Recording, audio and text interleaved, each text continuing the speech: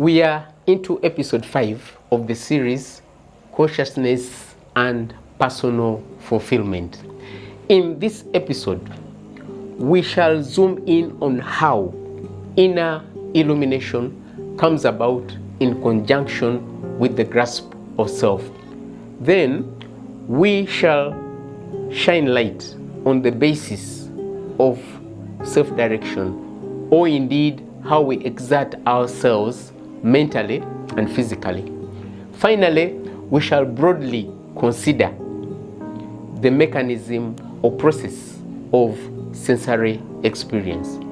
Let me also point out that this particular episode brings together in more detail the other aspects we have covered so far, and foreshadows whatever we shall share in the coming episodes of the series.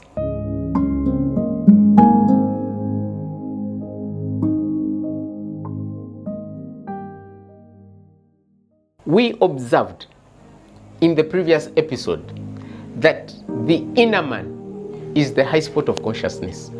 Let us, for demonstration purposes, liken that high spot to one's head standing on the neck, raised above the shoulders and the other body parts. The head bears one's eyes and ears, and it is from the individual's face that his physical voice issues. Now, if one's head, including the eyes and the ears, were veiled in a piece of cloth, the person would neither see his various body features nor have a balances of his surroundings. In that sense, one would be in the dark. That situation I have just described is more or less the inner state of anyone who is not self-aware.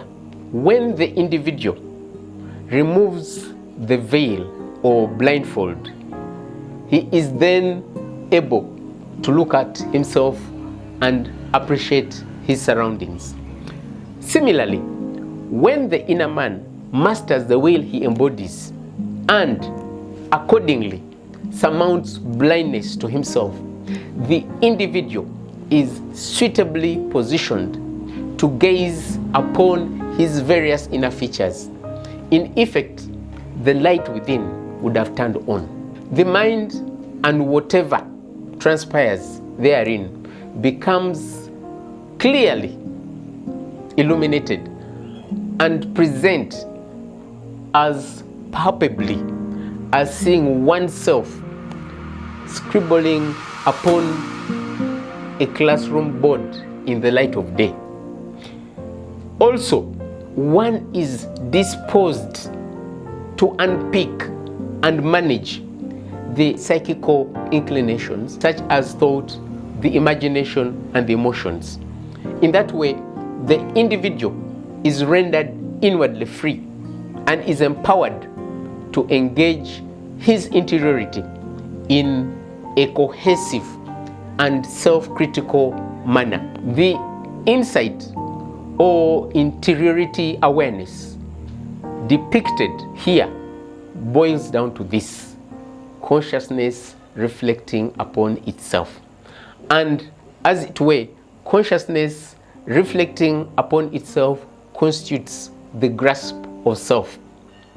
With the grasp of self, which we may also fittingly refer to as self-knowing, the individual would recognize that enunciating I is the affirmation of his very essence.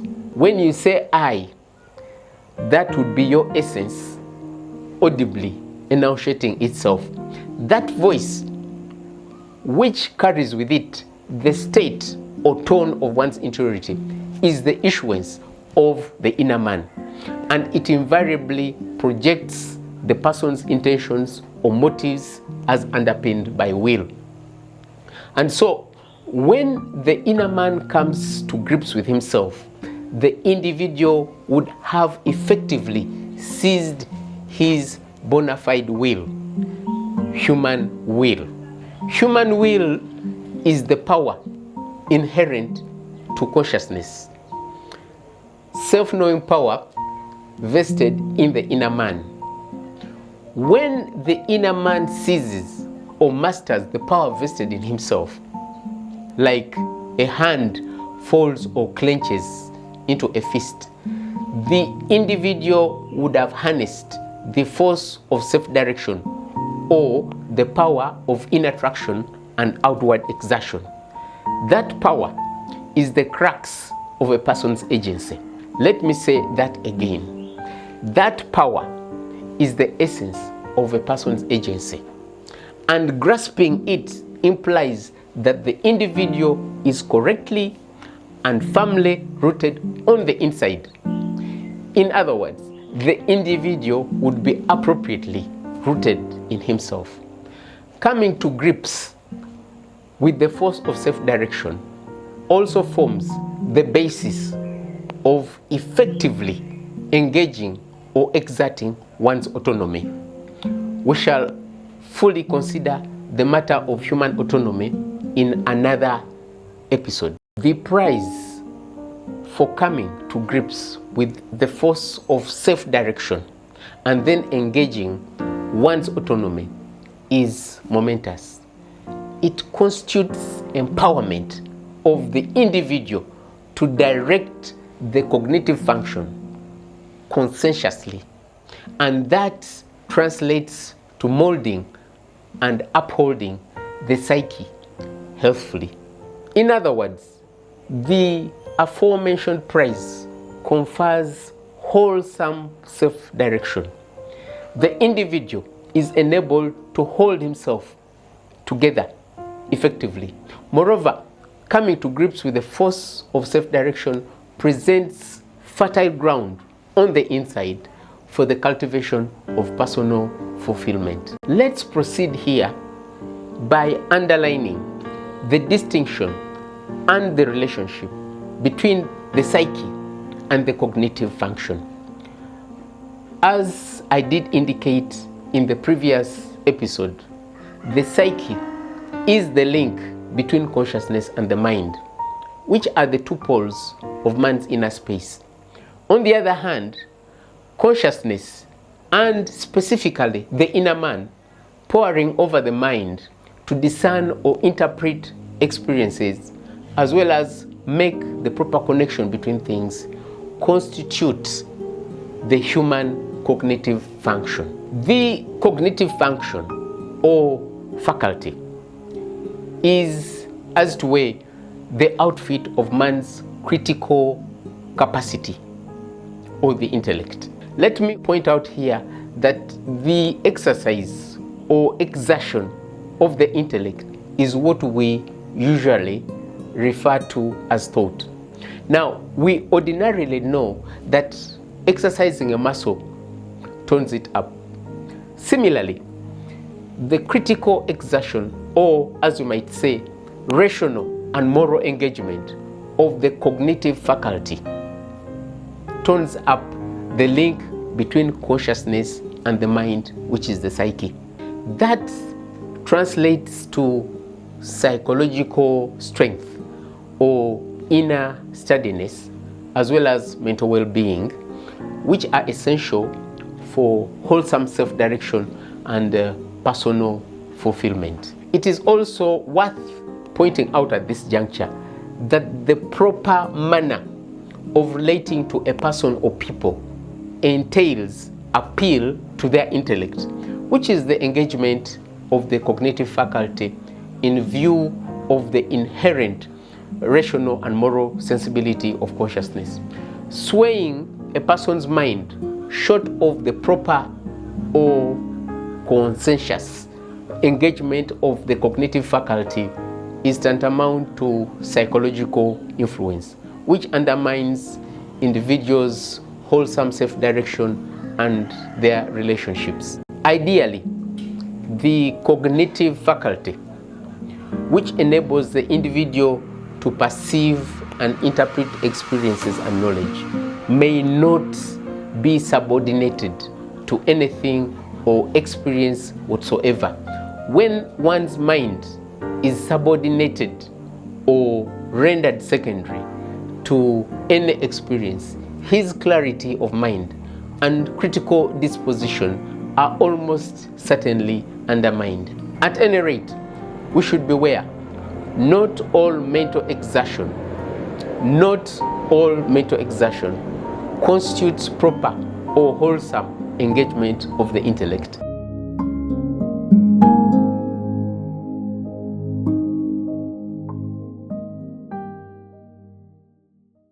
Man's exteriority or physical form links his interiority to other exteriority, which is the material reality surrounding him. The physical form partly comprises of sensescapes, albeit tissue, into which consciousness ripples to facilitate sensory experience.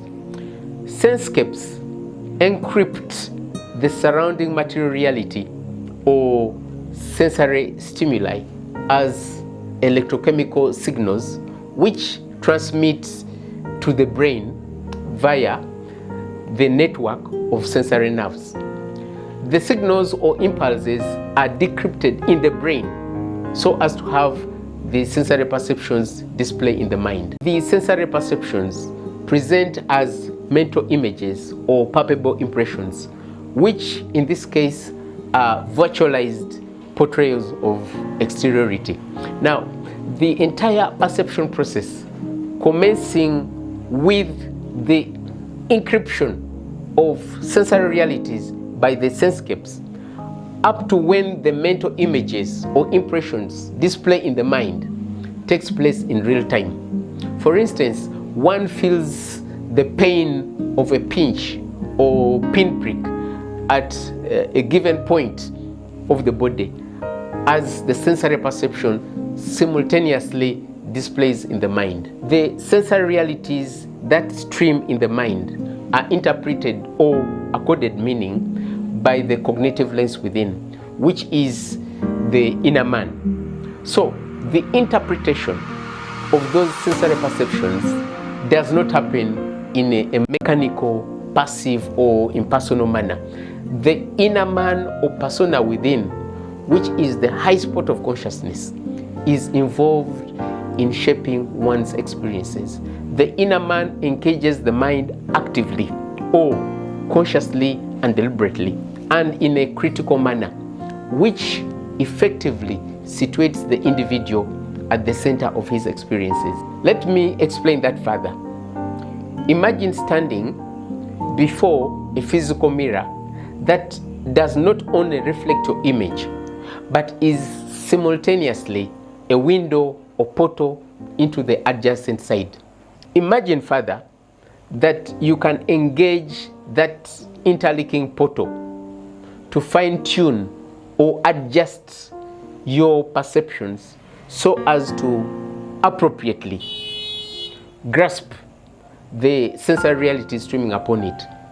That is the unique format of the mind, a virtual two-way mirror that not only reflects man's interiority, but is also a window into the physical realm or the world of sensory experience. The reflections or experiences in the mind, which could be likened to the images on television or the display of a computer monitor, are not simply viewed, but also participated in by the inner man. Like one watches TV while shifting the channels or commenting on the passing footage.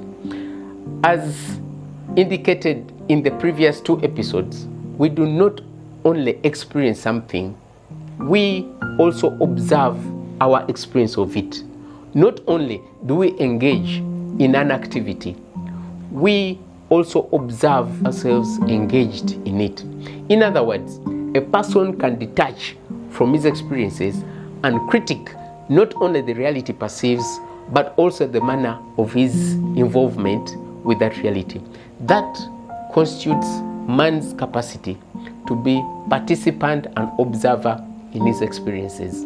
The mind as a versatile two-way portal that simultaneously reflects man's interiority and exteriority, supports one's vantage as participant and observer in his experiences.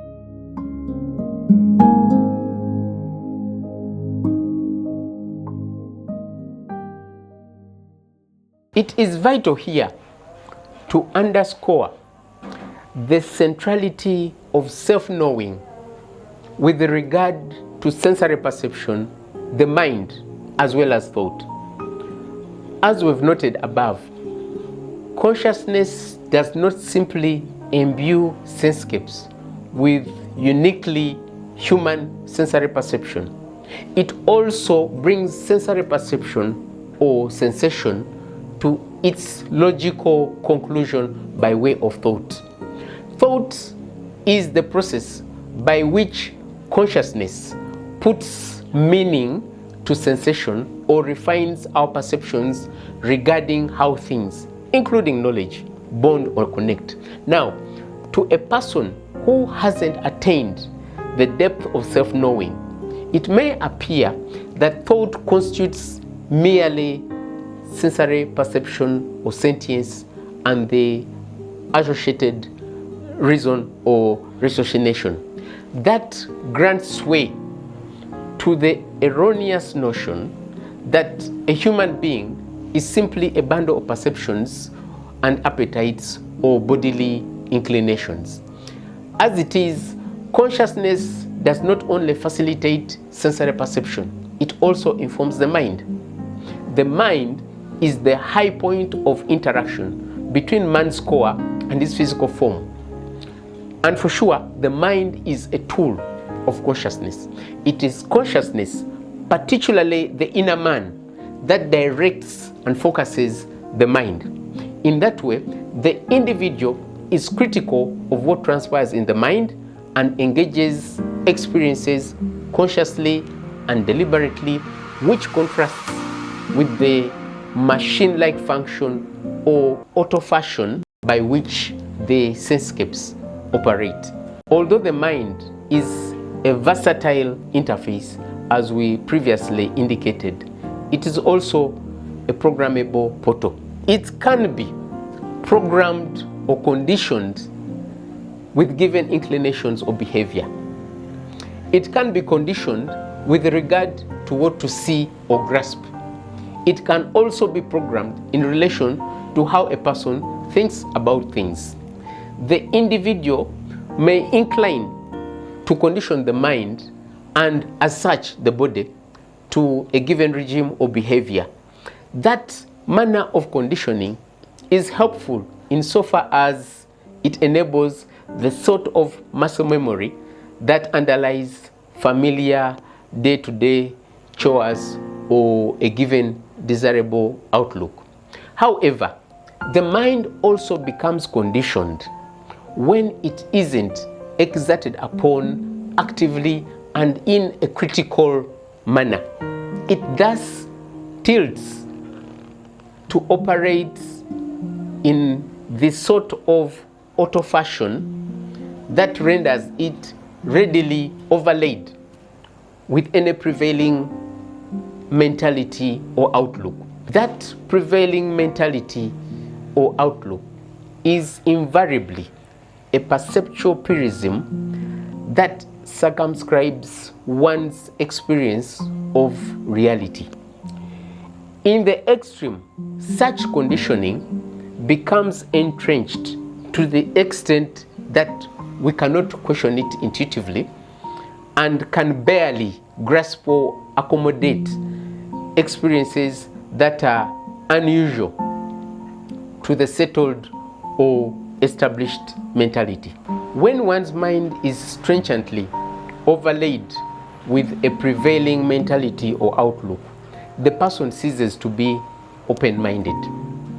The mind ceases to be the clear portal that registers perceptions or sensory realities for what they are, and the interpretation of those perceptions is predetermined to fit into a given track of reasoning or viewpoint. Now, This does not only undermine the authenticity of experiences, including one's relationships with the others or other people, it would also encompass one's offhand rejection of unfamiliar or unconventional realities. The foregoing indicates how crucial it is for the individual to be inwardly free. To be inwardly free aids the unadulterated mental reception of realities, sensory and otherwise, and then those perceptions are engaged or discerned by the clear lens of consciousness, which is the inner man. In that way, the individual exerts his interiority consciously and deliberately and in a critical manner, which forestalls the unhealthy conditioning of the mind.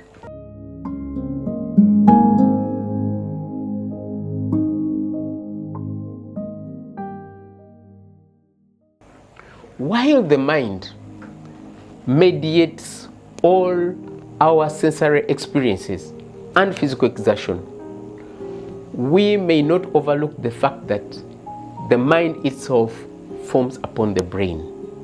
As such, we ought to be mindful that the state of the brain, and indeed the body, affects mental function and vice versa. Invariably, mental function is undermined by neurodegenerative diseases like Alzheimer's or Parkinson's.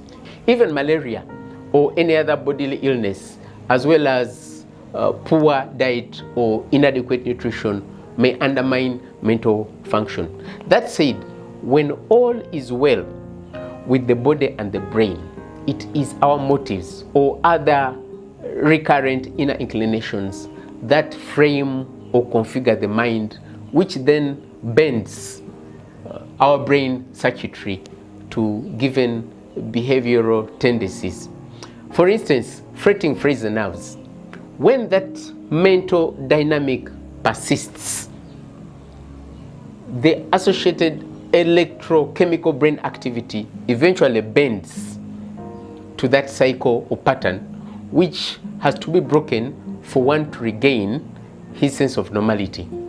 In this case, the inner man would rein in and compose the psychical inclinations, such as the emotions, feelings, and memories, in order to restore harmony to mind and body. So, how we behave, conduct, or exert ourselves, regardless of one's sex, may not be traced simply to the workings of the brain or the body's biological processes. A person's behavior or manner of exertion is primarily informed by their unique persona.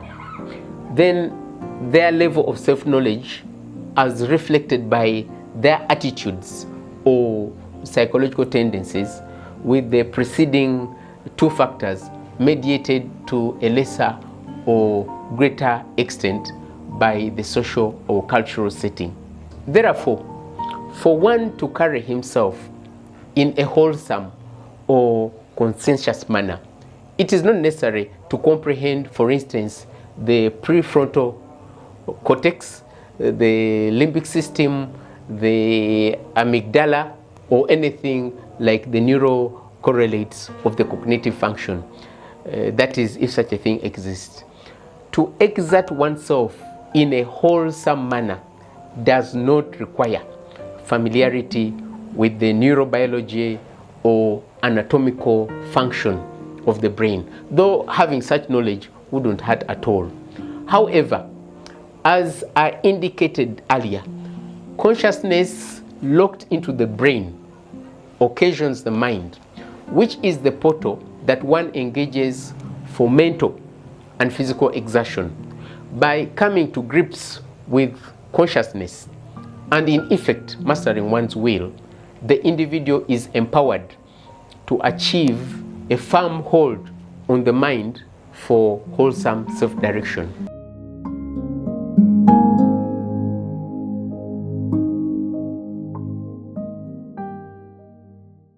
For one to grasp his interiority with the quality or kind of differentiation indicated in this series is to be inwardly formed. The individual would have attained psychological depth or psychological wholeness and is empowered to exert the various inner features in a cohesive manner. As it were, the individual is enabled to actively steward and compose the psyche, which implies that he would be awake or vigilant with regard to exerting his mental processes. That, in effect, is to be inwardly free. And if a person inclined to cultivate and honor that inner state, as we shall fully consider in episode 7, I believe, it would accord the individual mental clarity and a rich or reflective inner life. A reflective inner life which encompasses the harmonious flow or interface of the various inner features engenders inner peace and tranquility, as well as one's inner warmth.